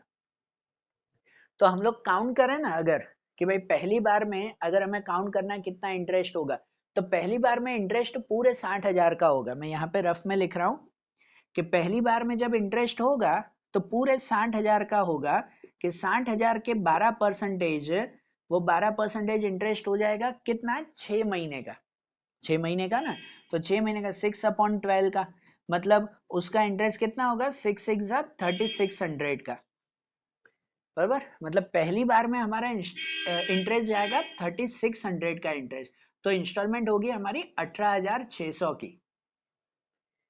अरे बात ध्यान, फिर दूसरी बार में जब हम इंटरेस्ट गिनेंगे ना, तो इंटरेस्ट 60,000 पे नहीं होगा, दूसरी बार का हमारा इंटरेस्ट होगा 60,000 में से 15,000 कट होंगे, 45,000 का इंटरेस्ट होगा कि 45% के 12% और 6 महीने का है, तो 6 महीने का ही बराबर। तो अब 6 महीने का कितना होगा कि 0 कट करो और 450 इंटू 6 करो तो 9 3 सा 27, दूसरी बार में 2700 का इंटरेस्ट होगा हमारा बराबर। कितना हो जाएगा 2700 का इंटरेस्ट दूसरी बार, तो दूसरी बार 27 इंटरेस्ट देंगे हम लोग बराबर। समझना भाई, 60 में से 15 दे दिए थे तो दूसरी बार पे 45,000 पे इंटरेस्ट लगेगा, 12% और 6 महीने का, ठीक है ना। तो 2700, तो दूसरी बार में इंस्टॉलमेंट जाएगी हमारी 17,700 की। तीसरी बार जब हम इंटरेस्ट गिनेंगे तो अब 45 भी नहीं, 45 में से और 15,000 गए हमारे, तो 30,000 पे इंस्टॉलमेंट जाएगा, मतलब इंटरेस्ट जाएगा 30,000 के 12% 6 महीने का, तो 6 महीने का 12% कितना हो जाएगा, 0 कट करो, 6 3 सा 18, 1800 रुपए का इंटरेस्ट होगा दूसरी बार। मतलब तीसरी बार में 15,000 पे 1800 रुपए का इंटरेस्ट जाएगा, मतलब यहां अमाउंट होगी 16,800 की। और चौथी बार पे 30,000 भी नहीं, उसमें से और 15,000 जो है वो कट हो गए, तो अब 15,000 पे 12% 6 महीने का इंटरेस्ट गिनेंगे, तो ये 0 अगर कट कर दें तो 15 6 90, मतलब 900 रुपए का इंटरेस्ट आखिरी में, कि आखिरी में लास्ट इंस्टॉलमेंट में 900 रुपए का इंटरेस्ट देंगे तो 15,900 की इंस्टॉलमेंट होगी। समझे बात को भाई, ध्यान में आ रहा है ना कैसे। तो इसलिए ये पार्ट जो है वो करना जरूरी है। अब इंस्टॉलमेंट सब काउंट कर ली ना, तो ये जो इंटरेस्ट है वो इंटरेस्ट को भी डिवाइड करेंगे जैसे पहले था कि भाई उसकी डेथ हो रही है 112 को, 112 को मतलब 4 महीने का गैप रहा, 31/3 तक कितना बाकी रहे, 4 महीने और 8 महीने बराबर ना। तो इसको 4 और 8 महीने में डिवाइड करना पड़ेगा ना, जैसे पहले सम में भी किया था। पर यहाँ 4 और 8 में डिवाइड नहीं करेंगे, यहाँ 6 महीने का गैप है तो 4 और 2 में डिवाइड करेंगे। कितने कितने में डिवाइड करना है, 4 और 2 में, कि भाई ये जो 3600 का इंटरेस्ट है वो 3600 का इंटरेस्ट हम लोग 4 महीने और 2 महीने का कितना हुआ वो गिनने, क्योंकि ये जो 36 है वो हम 6 महीने का इंटरेस्ट में गिन रहे हैं ना, तो उसको डिवाइड करना है 4 और 2 के हिसाब से। 112 से 31/3 तक का कितना गैप, वो यहाँ लिखते वक्त ध्यान रहता है ना हमें कि भाई यहाँ पर 4 महीने का गैप है तो 4 और 2 में डिवाइड करो। देखो यहाँ लिखे तो क्लियर रहेगा कि इसको 4 और 2 में डिवाइड करो तो 4 मंथ का और 2 मंथ का इसका कितना इंटरेस्ट हो जाएगा, तो इसका 4 मंथ का इंटरेस्ट हो जाएगा कुछ 2400 और 2 मंथ का इंटरेस्ट हो जाएगा 1200 रुपीज बराबर। इसको भी वैसे ही कि 4 और 2 में हम डिवाइड कर दें 6 के हिसाब से, 6 महीने का, तो 4 2 में डिवाइड करें उसको, तो 4 और 2 महीने का गिनेंगे कैसे भाई, यही रफ में करते हैं ना कि 2700 है, 4 महीने का गिनना है तो 4/6, 6 ही ना, टोटल 6 महीने हैं, 4 महीने का गिने 4/6, तो कितना कितना डिवाइड हो जाएगा कि भाई यहाँ पर हो जाएगा 2 जा 3 जा और 3 9 जा 9 2 जा 18, मतलब 1800 रुपए और 900 रुपए का, कि 4 और 2 महीने का ये डिवाइड हो गया उसमें। इसको भी वैसे ही 4 और 2 महीने का डिवाइड कर दो 1800 को, तो 4 और 2 महीने का इसको भी अगर डिवाइड कर दें, यहाँ पर 4 महीने को अगर गिनो तो 4/6, 2 3 3 से ये 6 और 6 2 जा 1200, कितना हो जाएगा 1200 और 600 का डिवीजन। और इसे भी अगर आप जो है वो 4 और 2 महीने में डिवाइड कर दो तो कितना हो जाएगा 9 3 जा 3 2 जा 6, तो 600 और 300 का डिवीजन, इतना हो गया ना। 4 और 2 महीने का डिवीजन 6 महीने का था उसके हिसाब से। तो अब ये जो डिवीजन हो गया, अब यहाँ लोन अकाउंट तैयार करते हैं कि अब यहाँ पर लोन अकाउंट तैयार करें कि जहां पर 1/12/16 तब से जो है वो लोन अकाउंट शुरू होगा हमारा, क्रेडिट साइड पे लिखता है ना 1/12/16 बैलेंस ब्रॉड फॉरवर्ड, कि बैलेंस ब्रॉड फॉरवर्ड उसमें लिखा जाएगा 60,000, 60,000 का लोन बराबर। और फिर यहाँ पर उसका साल खत्म होगा, साल हमेशा खत्म होगा 31/3 को, तो इसका साल खत्म होगा हमारा 31/3/17, 31/3/17 को ईयर कंप्लीट होगा, जहां पर इस साल में तो कोई इंस्टॉलमेंट नहीं दे रहा है उसको, पहले इंस्टॉलमेंट दे रहे हैं 31/5 को, 31/3 तक तो कोई भी इंस्टॉलमेंट नहीं है, तो इतने टाइम का खाली ब्याज गिन लेते हैं, खाली इंटरेस्ट गिन लेते हैं, कि खाली यहाँ पर इंटरेस्ट अकाउंट करके लिख देंगे कि कितना 4 महीने हो रहे हैं ना 112 से 31/3, 4 महीने का इंटरेस्ट जो यहाँ पे हमने गिना कि 4 महीने का कितना इंटरेस्ट हो रहा है 2400 रुपए का, तो यहाँ पर 2400 रुपए का इंटरेस्ट हो जाएगा वो, बराबर। फिर इसकी क्लोजिंग कर देंगे कि अब अगर क्लोजिंग करें तो यहाँ पर 62,400, वही जो है वो यहाँ पर भी आ जाएगा 62,400, और कुछ माइनस नहीं करेंगे तो यहाँ पर भी 62,400, बराबर ना। ये एक साल कंप्लीट हुआ 31,317, वहीं लिख देंगे 31,317 को बैलेंस कैरी फॉरवर्ड 62,400, वो अब नए साल में लेकर आएंगे कि नया साल होगा यहाँ पर 1417, 17 सही ना, इसका दूसरा दिन 1417 को बैलेंस ब्रॉड फॉरवर्ड, और बैलेंस ब्रॉड फॉरवर्ड में लिखेंगे ये 62,400, बराबर ना। इतना बैलेंस जो है वो लिखना है। और अब इस पे 1417 और 31,517 को अब इंस्टॉलमेंट देनी है। तो जब इंस्टॉलमेंट देनी है तो ये इंस्टॉलमेंट देंगे और जितना ब्याज बाकी होगा वो ब्याज देंगे हम लोग, बराबर ना। जितना ब्याज बाकी होगा वही ना, कि 1417 के बाद 31,517 को 2 महीने बाद ही इंस्टॉलमेंट देनी है। तो पहले यहाँ पर 31,517 पहले इंटरेस्ट अकाउंट करके लिख देंगे कि पहले इंटरेस्ट कितना, 2 महीने का बाकी था ना, 4 महीने यहाँ गिना था, 2 महीने का बाकी, तो 2 महीने में यहाँ पर 1200 का इंटरेस्ट बाकी का, और उसी तारीख को इंस्टॉलमेंट भी देनी है 18,600 की। तो वो इंस्टॉलमेंट भी यहाँ पे हम लोग दे देंगे 31,517। इंस्टॉलमेंट देनी हो तो इस तरफ लिखते हैं डेबिट में बैंक अकाउंट करके, कि पहली कितनी इंस्टॉलमेंट दे रहे हैं, 18,600 की पहली इंस्टॉलमेंट वो थी ना, ये काउंटिंग जो की थी हमने 18,600। तो ये पहली इंस्टॉलमेंट क्लियर हो गई, इसका ब्याज इंटरेस्ट सब दे दिया हमने, सब क्लियर कर दिया, इंस्टॉलमेंट इंटरेस्ट सब। अब दूसरी बारी, तो दूसरी बारी होगी 30/11/17 को, और वो भी इसी साल में आएगा, 6 महीने में है ना, साल तो खत्म होगा 31/3/18 को, लेकिन 31/3/18 से पहले ही ये दूसरी इंस्टॉलमेंट भी देनी है ना हमें, बराबर ना। 30/11 को तो वो भी दे देंगे। अब ये दूसरी इंस्टॉलमेंट भी देनी हो तो पहले ब्याज गिनते हैं फिर वो इंस्टॉलमेंट देते हैं। तो पहले ब्याज गिनेंगे इसी तरफ कि 30/11/17, 6 महीने बाद फिर से ये तारीख आएगी कि उसको इंटरेस्ट देना है, और यहाँ इंटरेस्ट में पूरे ही 6 महीने का, 4 और 2 अलग किया, उसका यूज नहीं होगा, बराबर ना। वो लॉजिकली आपको पहले ही ध्यान रहे तो इसका यूज भले मत करो, पर न ध्यान रहता है इसलिए हम सबको पहले ही डिवाइड कर देते हैं कि यहाँ पे 4/2 का अलग नहीं, पूरे ही 6 महीने का गिनेंगे, कोई अलग थोड़ी हो रहा है कि आधे में साल खत्म करना है, ये तो पूरे ही 6 महीने यहाँ काउंट कर रहे हैं ना। तो पूरा इंटरेस्ट दे देंगे उस पर, कितना दूसरी बार का 2700 का इंटरेस्ट, और वही 30/11/17 6 महीने बाद वो यहाँ पे आएगा बैंक अकाउंट कि दूसरी इंस्टॉलमेंट भी देनी है। कितनी इंस्टॉलमेंट देनी है, 17,700 की, तो 17,700 वो दूसरी इंस्टॉलमेंट भी दे देंगे हम लोग, बराबर। अब ये साल कब खत्म होगा, तो अब ये साल खत्म होगा, ये तो हो गया, अब साल जब खत्म करना है वो 31/3/18 को खत्म करना है। अब 31/3/18 की बात करें तो फिर से हमने इंस्टॉलमेंट दे दी थी 30/11 को, साल खत्म होगा 31/3/18 को, तो उस वक्त तो कोई इंस्टॉलमेंट नहीं, दूसरी इंस्टॉलमेंट तो 35 को देनी है, 31/5/18। तो ये जो 4 महीने का गैप रहा इसके बीच में, साल खत्म 31/3/18 को करेंगे, लेकिन जो 4 महीने का गैप रहा वो 4 महीने का ब्याज भी तो देंगे ना उसको, बराबर ना।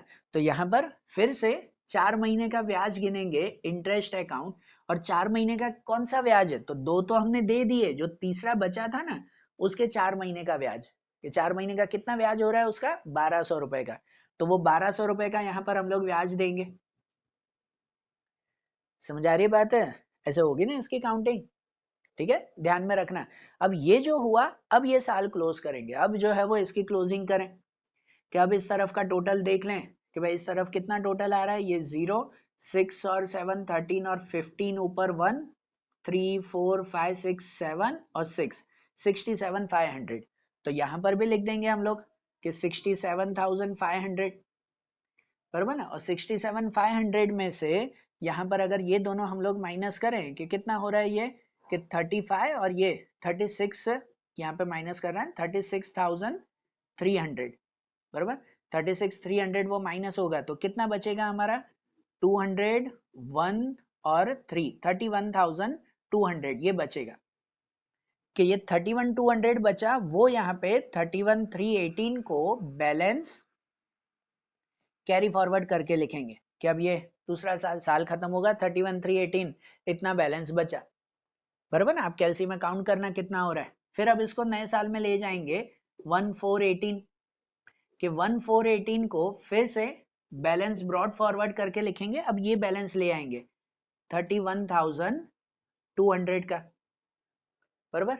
अब ये जब साल चलेगा तो 1418 के बाद 31,518 को ही हमें इंटरेस्ट देना है, इंटरेस्ट और इंस्टॉलमेंट देनी है। तो उसी तारीख को 31,518 उसको बाकी का इंटरेस्ट और इंस्टॉलमेंट दे देंगे, हम लोग देंगे ना। बाकी का कितना इंटरेस्ट बचेगा उसका, तो यहाँ पे इसका 4 महीने का इंटरेस्ट यहाँ दे दिया था, 6 महीने का इंटरेस्ट बाकी है, वो 6 महीने का इंटरेस्ट हम लोग लिखेंगे यहाँ पे, सही बात ना। तो 6 महीने का इंटरेस्ट लिखेंगे, कितना था 600 रुपए, 600 रुपए का इंटरेस्ट, और यहाँ पे उसकी इंस्टॉलमेंट भी दे देंगे कि वही 31,518 को बैंक अकाउंट करके उसकी इंस्टॉलमेंट पे कर दी जाएगी कि उसकी इंस्टॉलमेंट कितनी देनी है दूसरी बार में 16,800, ठीक है ना। ये जब आप पूरी काउंटिंग रफ में कर लेते हो ना, भले टाइम जाए कि ये रफ में काउंटिंग कर लेते हैं तो यहाँ लिखने में इजी रहता है, नहीं तो यहाँ पे एक एक एक एक काउंट करोगे तो मिस्टेक ही मिस्टेक होगी फिर तो, बराबर। तो दूसरी इंस्टॉलमेंट भी दे दी, मतलब थर्ड इंस्टॉलमेंट वो भी क्लियर हो गई। अब 4 इंस्टॉलमेंट की बात करें, वो देनी है 30, 11, 18 को, वो भी इसी वक्त ना।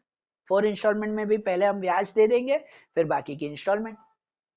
तो यहाँ पर जो है वो 30, 11, 18 यहाँ पे इंटरेस्ट अकाउंट करके लिखेंगे, कितना इंटरेस्ट, तो यहाँ तो 6 महीने का पूरा इंटरेस्ट, 4 2 को अलग भी ना करें, तो 6 महीने का पूरा इंटरेस्ट हो जाएगा कितना 900, 900 रुपए का इंटरेस्ट हो जाएगा। और वही यहाँ पर 30, 11, 18 को बैंक अकाउंट करके हम बाकी का इंटरेस्ट उसको, मतलब इंस्टॉलमेंट क्लियर कर देंगे। जो आखिरी इंस्टॉलमेंट कितनी है 15,900 की, बराबर ना। ये 15,900 ये भी इंस्टॉलमेंट हो गई हमारी। और अब क्लोजिंग कि साल खत्म हो गया, अब यहाँ पे 31,319 तक जाने की जरूरत नहीं है, इंस्टॉलमेंट दे दिया, आप क्लोज कर दो। देख लो कि दोनों तरफ आपका अकाउंट इक्वल आ जाना चाहिए, अब कोई बैलेंस नहीं बचेगा। तो यहाँ कितना बचेगा 700 और 32,700, और यहाँ पर भी अगर आप गिनो तो बचेगा 700 एंड 32,700, वो क्लोज के कोई बैलेंस बचेगा नहीं। ये लोन अकाउंट तैयार हुआ। कॉम्प्लेक्स लग रहा है ना, बराबर ना। हाँ थोड़ा सा है कॉम्प्लेक्स, तो भाई प्रैक्टिस करने से आएगा, एक दो बार प्रैक्टिस करोगे ना बहुत इजी हो जाएगा। काउंट यही करना है, इस तरफ इंटरेस्ट इंटरेस्ट इंटरेस्ट लिखना है, और उस तरफ बैंक बैंक बैंक करके हमें पे करना है, बराबर। कब पे करना है और कितना पे करना है उसके लिए ये रफ वर्क जरूरी है पहले। अरे बात ध्यान देख लो भाई, अच्छी तरह से इसे काउंट कर लो आप लोग। तो अब लास्ट इलस्ट्रेशन 28 वाला हम लोग देखें, ठीक है ना। एक लास्ट हम इलस्ट्रेशन देखें, उसमें लोन अकाउंट नहीं है, उसमें नॉर्मल जो हम रिटायरमेंट के सम करते थे वैसे ही तैयार करना है। तो इसे अच्छी तरह से देख लो। तो आखिरी वाला इलस्ट्रेशन भी देखें। देखो अब जैसे इलस्ट्रेशन 27 देखें भाई, इसमें लोन अकाउंट तो नहीं बनाना, पर कैसे दिया हुआ है कि ए बी सी 3 पार्टनर है, रेशियो दिया हुआ 3:1 का, बैलेंस शीट भी है 31/3/16 की, लिखा हुआ बी डाइड ऑन 36/16, बी की डेथ हो गई 36 को, बराबर, मतलब 3 महीने बाद ही, भाई नया साल शुरू हुआ 3 महीने बाद उसकी डेथ हो गई। And under the partnership agreement the executor of B is entitled to receive the following, B के एग्जीक्यूटर, उसका जो नॉमिनी होगा उसे ये सब चीजें मिलेगी जो दिया हो ना, इंटरेस्ट, जनरल रिजर्व, ये सब उसे मिलेगा, मतलब ये हमारे एडजस्टमेंट है, ये सब काउंट करना है। लास्ट में दिया हुआ कि prepare balance sheet as on 36/16, generally balance sheet साल के एंड में बनती है, पर यहाँ 3 महीने बाद ही नई बैलेंस शीट तैयार करनी है हमें, बराबर। कि बी की डेथ हो गई, नई बैलेंस शीट, अब होता है बिजनेस की इच्छा है कि उन बाकी के पार्टनर्स ने, ए और सी ने डिसाइड किया होगा कि नहीं भाई हम नई बैलेंस शीट भी तैयार करेंगे, तो अब नई बैलेंस शीट तैयार करनी है। तो तैयार खाली बैलेंस शीट करना है, पर बैलेंस शीट में सब चीजें आती है कि भाई कैपिटल भी लाना होगा, तो तीनों का कैपिटल हमें काउंट करना पड़ेगा, इसके लिए पहले कैपिटल अकाउंट भी बनाना पड़ेगा साइड में। और कैपिटल अकाउंट में जब फाइनल क्लोजिंग होती है तो उसके लिए रीवैल्यूएशन भी बनाना पड़ेगा, क्योंकि जो भी सपोज एसेट्स की वैल्यू बढ़ रही है, कम हो रही है, फायदा नुकसान कुछ भी हुआ, तो वो रीवैल्यूएशन क्लोज करके हम कैपिटल में ले आते हैं, फिर कैपिटल क्लोज करके बैलेंस शीट में ले आते हैं, बरोबर ना। तो मतलब सम तो हमें पूरा ही करना पड़ेगा, जैसे नॉर्मल रिटायरमेंट के क्वेश्चंस आते थे ना वैसे ही।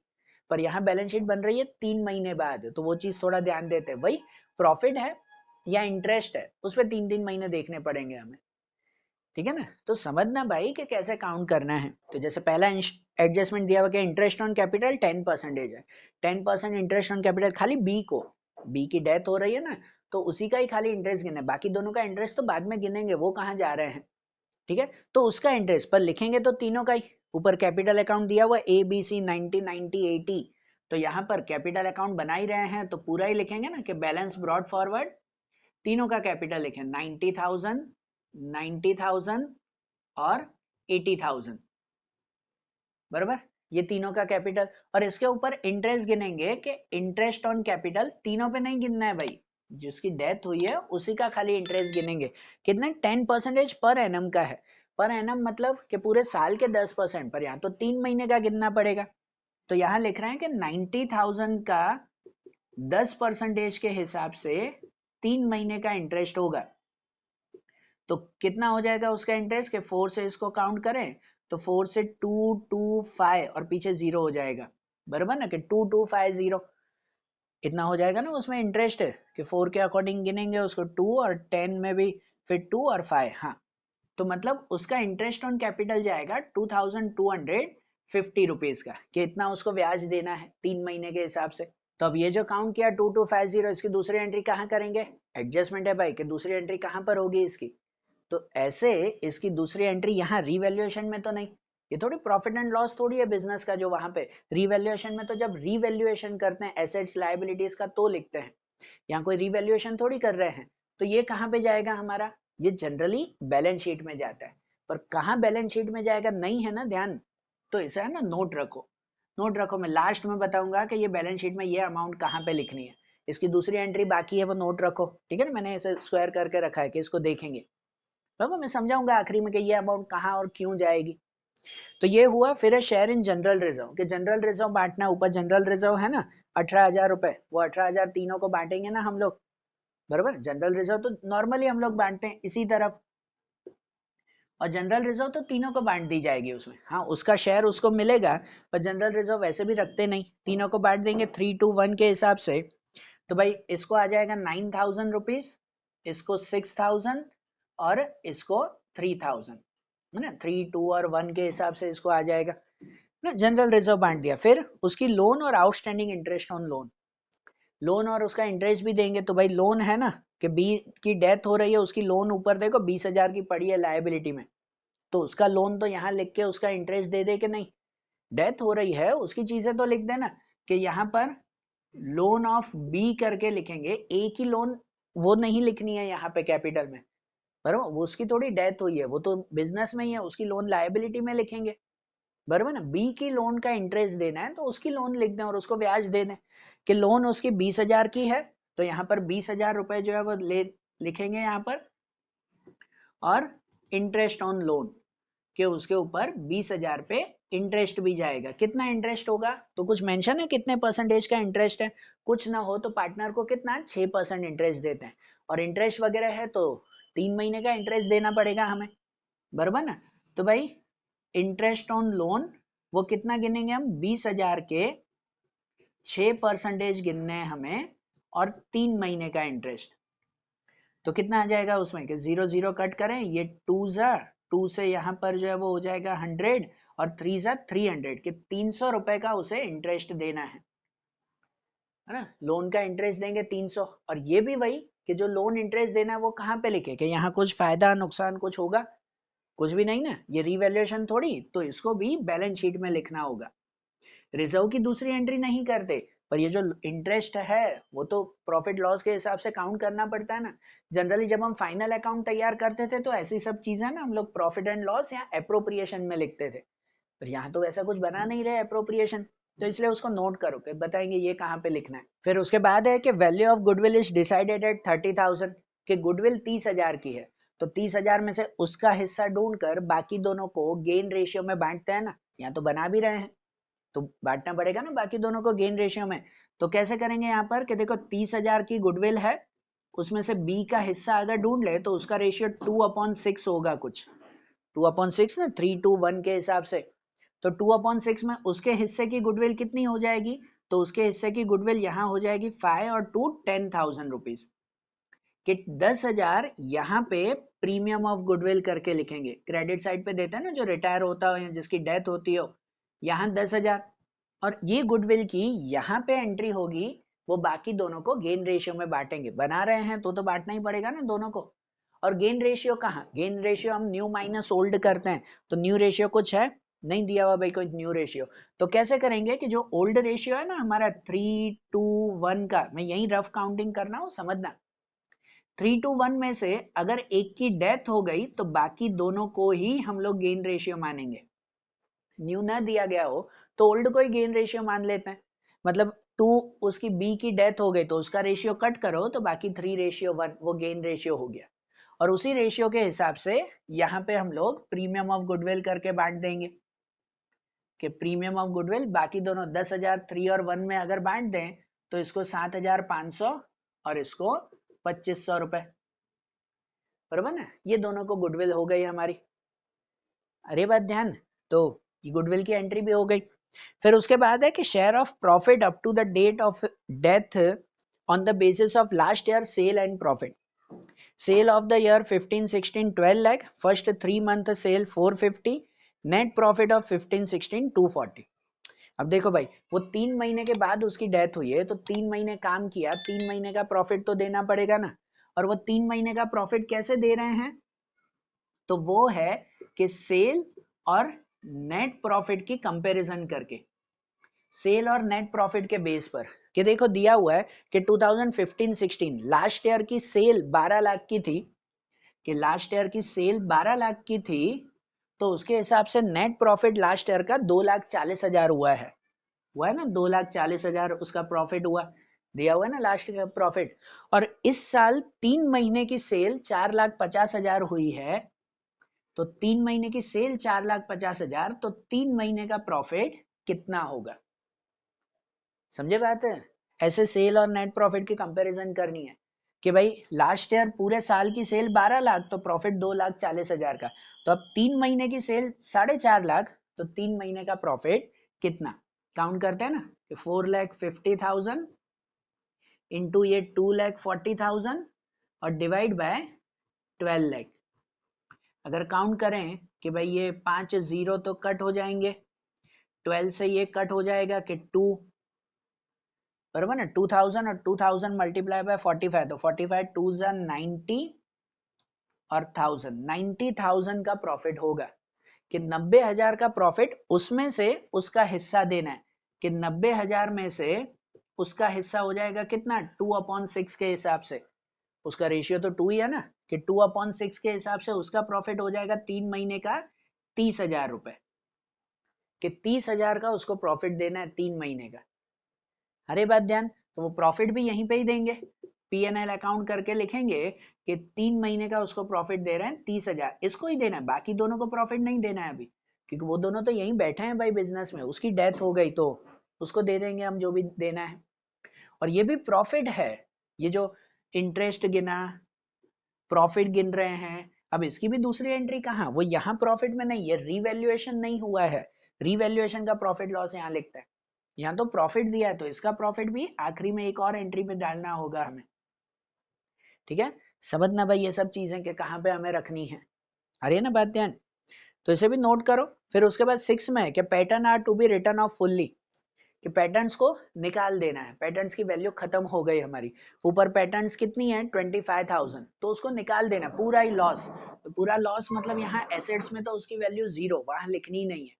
और पैटर्न पूरा लॉस हुआ, ये रिवैल्यूएशन हुआ हमारा, तो रिवैल्यूएशन के डेबिट में लिखेंगे कि पैटर्न्स 25,000, कि 25,000 का लॉस हुआ हमारा। ये रिवैल्यूएशन है ना, एसेट्स लायबिलिटीज को रिवैल्यूएशन में लिखते हैं, इंटरेस्ट प्रॉफिट उसको थोड़ी रिवैल्यूएशन में लिखते हैं, ठीक है। पैटर्न का लॉस हो गया। फिर बिल्डिंग एप्रिशिएटेड बाय 20%, बिल्डिंग की वैल्यू 20% बढ़ी, तो उसे तो एसेट्स में लिखता है ना, कि ऊपर बिल्डिंग कितनी है हमारी 80,000 की, 20% बढ़ गया, तो बिल्डिंग 80,000 है, प्लस इंक्रीज हुआ 20%, मतलब 16,000 रुपए, बाहर बचा 96,000। है ना, 96,000 बचा है, और ये 16,000 का फायदा हुआ, वो यहाँ पे लिखेंगे हम लोग कि भाई बिल्डिंग वो 16,000 का बेनिफिट हमारा, बराबर ना, ये बिल्डिंग का 16,000 बेनिफिट। अरे बात ध्यान, ये सब एडजस्टमेंट क्लियर हुआ, रिवैल्यूएशन में ये दो चीजें आई। अब ऊपर बैलेंस शीट की एंट्री पे लिखें कि बैलेंस शीट में जैसे क्रेडिटर है 10,000 के, तो वो क्रेडिटर तो यही लिखते हैं बैलेंस शीट में कि क्रेडिटर्स 10,000 रुपए, बराबर। फिर उसके बाद लोन है, उसमें बी की लोन यहाँ पे लिखी थी, इंटरेस्ट भी दे दिया। ए की लोन वो तो यहीं पे ही है, उसको तो यहीं लिखेंगे ना कि लोन ऑफ ए। ए की लोन कितनी है हमारी 12,000 की, तो वो 12,000 ही लिखेंगे। अरे बात ध्यान है ना कि 12,000 यहाँ पे लोन, उस पर ब्याज नहीं देना है, वो थोड़ी कहीं जा रहा है, उसको साल के एंड में ब्याज देंगे, 3 महीने बाद नहीं। तो लोन लिख दी, जनरल रिजर्व बांट दिया था, कैपिटल अकाउंट तीनों का हमने लिख दिया था। इस तरफ गुडविल है पुरानी, तो पुरानी गुडविल पुराने पार्टनर को बांट देते हैं, बांट देते हैं ना, तो पुरानी गुडविल तो यहाँ बांटते हैं डेबिट पे, तो वो गुडविल बांट देंगे। 30,000 है जो 3:1 के हिसाब से बांट दो, तो इसको जो है वो 15,000 आ जाएगा, इसको 10,000 आ जाएगा, और इसको 5,000 आ जाएगा, बराबर। तीनों को ये गुडविल बांट दिया। पैटर्न्स खत्म हो गए, पैटर्न पूरे ही कैंसिल करने हैं, वो यहाँ रिवैल्यूएशन में लिख दिया था लॉस। बिल्डिंग लिख दिया, फर्नीचर 60,000 वो लिख दें यहाँ पर कि फर्नीचर 60,000 का, वो तो बैलेंस शीट में सेम ही रहेगा, कोई रिवैल्यूएशन नहीं है। स्टॉक, डेप्टर, कैश वो भी सेम ही रहेंगे कि स्टॉक 50,000 का है, स्टॉक 50,000। फिर उसके बाद डेप्टर्स वो 60,000 का है, एंड कैश तो वो कैश 15,000 का है, बराबर। ये हो गया ना, इसमें सब हो गया। अब क्लोज करते हैं, जैसे नॉर्मल क्लोज करते हैं भाई, पहले रिवैल्यूएशन क्लोज करते हैं भाई, इस साइड का टोटल ज्यादा है ना, तो 25,000 यहाँ पे, वही जो है वो 25,000 यहाँ पर भी लिखेंगे, और 16 माइनस करें तो बाकी के 9,000 बचेंगे। ये डिविजिबल लॉस, डिविजिबल लॉस तो तीनों को ही जाएगा, ए बी सी, ये तो तीनों को ही बांटना है ना, तो 9,000 3:1 के हिसाब से अगर बांट दो, तो 3:1 के हिसाब से कितना हो जाएगा 4500, सॉरी कि 4500, 3,000 एंड 1,500 का।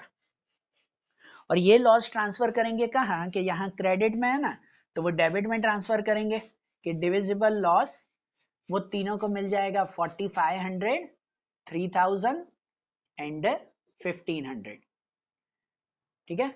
अब क्लोजिंग करेंगे कि अब पहले जो रिटायर हो रहा है, जिसकी डेथ हो रही है, उसको क्लियर करें कि भाई बी रिटायर हो रहा है ना, पहले उसका हम क्लोजिंग कर दें कि कितनी अमाउंट उसकी बच रही है, कितना लोन में बचेगा वो। तो यहाँ पे अगर क्लोज करें, सॉरी मैं यहीं पे ही टोटल देख रहा हूँ कि इन सब का अगर क्लोजिंग करें तो क्लोजिंग बैठेगा 1,58,550 का, कि 1,58,550, बराबर। आप भी जो है वो एंट्री चेक कर लेना उसमें कि 1,58,550, और वैसे ही यहाँ पर भी हम लोग लिखेंगे कि 1,58,550, और उसमें से ये अमाउंट हम लोग माइनस करेंगे कि 13,000 हमने माइनस किया, तो कितना बच गया 1,45,550, 1,45,550। वो यहाँ पे लिखेंगे हम लोग लोन अकाउंट करके कि भाई ये बी को हमें लोन देना है, उसकी डेथ हो गई तो उसके एग्जीक्यूटर को, यहाँ लोन अकाउंट बनाना नहीं, पर लायबिलिटी में लोन ऑफ बी करके तो लिखेंगे ना कि बी की लोन बनेगी कितनी 1,45,500, बराबर ना, 550, सॉरी कि 1,45,550 है। अरे बात ध्यान कि वो यहाँ पे होगा 550, और बाकी दोनों को क्लोज करके वो हम वहां पे बैलेंस शीट में लिख देंगे। तो बाकी दोनों को क्लोज कर दें, अगर ए को क्लोज करें, किस साइड का टोटल ज्यादा है, यही का ही, कि यहाँ पे 99,000 हो रहा है, यहाँ पर भी वही लिखेंगे 99,000, और 99 में से ये जो है वो 11 और 27 माइनस करेंगे तो कितना बचेगा 72,000 बचेगा, कि 72,000 जो बैलेंस कैरी फॉरवर्ड करके लिखेंगे, बराबर। ये बैलेंस कैरी फॉरवर्ड यहाँ बैलेंस शीट में, और इसको भी क्लोज करें सी में भी, तो यहाँ पे 83,000 आ रहा है, वही 83,000 यहाँ पर भी, और उसमें से ये अगर हम माइनस कर दें कि भाई 9,000 रुपए, तो बचेंगे 74,000। 74,000 ये दोनों बैलेंस कैरी फॉरवर्ड यहां लिखते हैं कि कैपिटल अकाउंट ए और सी में कि ये 72,000 और 74,000, तो यहां बचेगा 1,46,000। बराबर ना, सब हो गया क्लोज। अब बंद करें इसको बैलेंस शीट को, क्या आखिरी मेन बैलेंस शीट बनानी थी। अब आखिरी लॉजिक ही यही है हमारा कि भाई अब बैलेंस शीट क्लोज करो, दोनों तरफ का इक्वल टोटल नहीं आ रहा है, नहीं आ रहा है इक्वल टोटल। कि इस तरफ का आप टोटल करो, कुछ बन रहा है हमारा 3,13,550 इस तरफ का, और इस तरफ का टोटल करो, बाकी रह रहा है, नहीं होगा पूरा।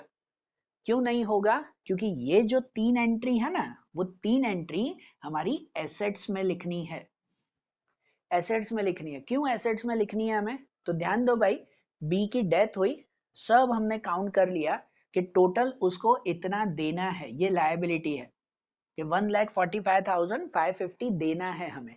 लेकिन जो कैपिटल इंटरेस्ट है वो देते नहीं, वो लेते हैं हम लोग।